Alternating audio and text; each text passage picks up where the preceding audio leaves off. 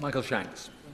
Thank you, Mr Evans. It's a pleasure to follow a somewhat slightly more rational contribution than we've heard from a number of members on the other side in today's debate. And it's been an interesting experience, my first committee of the whole House. We've had 17th century constitutional political lectures and analysis of the US Constitution. And I think really interestingly, the suggestion from a number of members on the other side, which slightly lets the cat out of the bag, that actually this policy is all about the upcoming general election and how quickly we can get flights off the ground before that happens.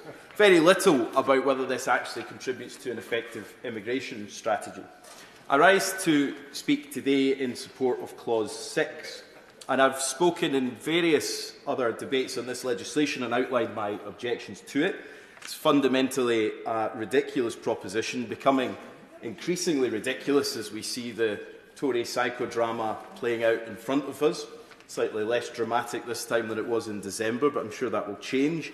Pulling this bill in two completely opposing directions, while still claiming that it's an entirely workable policy. This has the dubious distinction of being both an utterly immoral and completely ineffective policy, at the same time as costing an extraordinary amount of money, all the while seemingly not even supported by the Prime Minister. And yet here we are debating amendments that will take it even closer to breaching international law, if it doesn't already, and will further diminish Britain's standing in the world. It should be voted down at stage 3, and by the looks of the Tory chaos, it might well be. But for now, we've got an opportunity to try and make this bill a little better with some safeguards. Clause 6, in my view, should be completely uncontroversial. If the government genuinely believes that Rwanda is a safe country, if they believe that it's able to meet all the expectations placed on it in the Rwanda Treaty, then why should there be any hesitation at all in supporting making the Monitoring Committee on a statutory footing, ensuring that Rwanda's status as a safe country can be suspended if the facts change and we uncover additional evidence that perhaps it's not, if the political situation changes, or if the Foreign Office itself changes its travel guidance. Surely these are basic things where we would question the safety of Rwanda. It's on this evidence base that I want to focus my remarks today.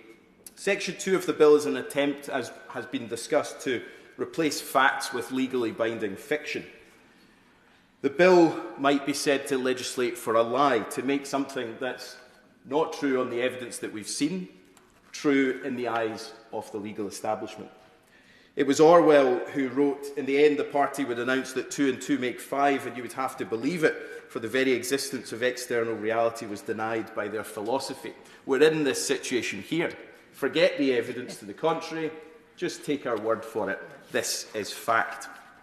So with Clause 6, we have an opportunity to ensure that if evidence were to emerge of human rights abuses or the mistreatment of migrants, there's a mechanism to suspend the government's alternative truth and make legal decisions in our courts on the basis of reality.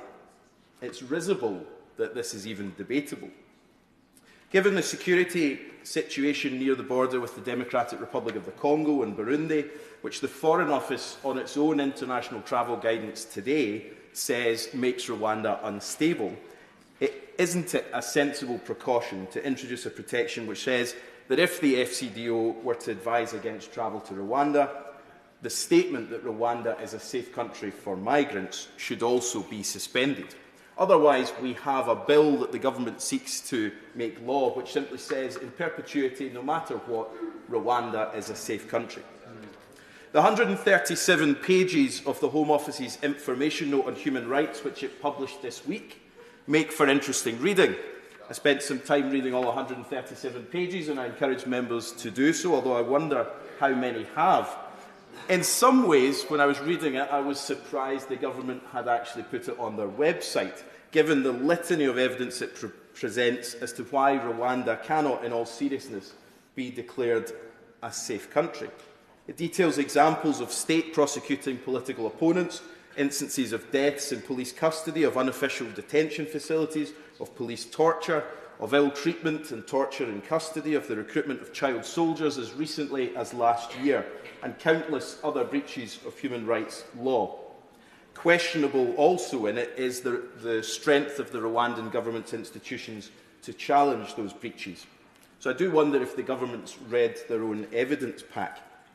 To add to that, this week, the UN Human Rights Commission has added further evidence, updating just yesterday that the UK-Rwanda scheme does not meet the required standards relating to the legality and appropriateness of the transfer of asylum seekers, and it states is not therefore compatible with international refugee law.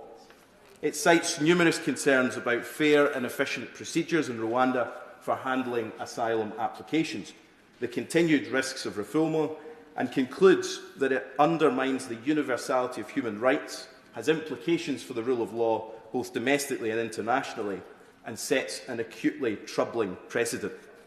The evidence is clear on the government's own website that Rwanda cannot be defined as a safe country. But even if we were to accept that it was a safe country, surely this clause gives scope to, in the future, should circumstances change, even if it's the government that decides that, we can suspend the idea that it is a safe country and allow the courts to make their own decisions.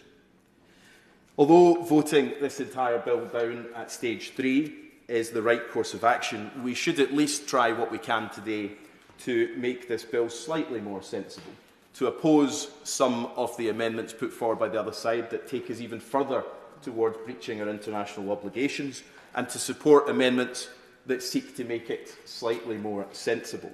Clause 6 is a sensible amendment that I would encourage members to vote for.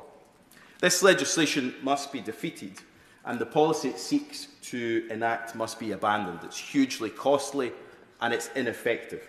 And with the news this week, as honourable members have raised, of 5 more people tragically killed in the freezing cold waters of the Channel, trying to get their way to this country, it's time to move beyond these gimmicks and the appeasement of the extremes in the Conservative Party and deliver some workable policies. Sir Simon Clarke.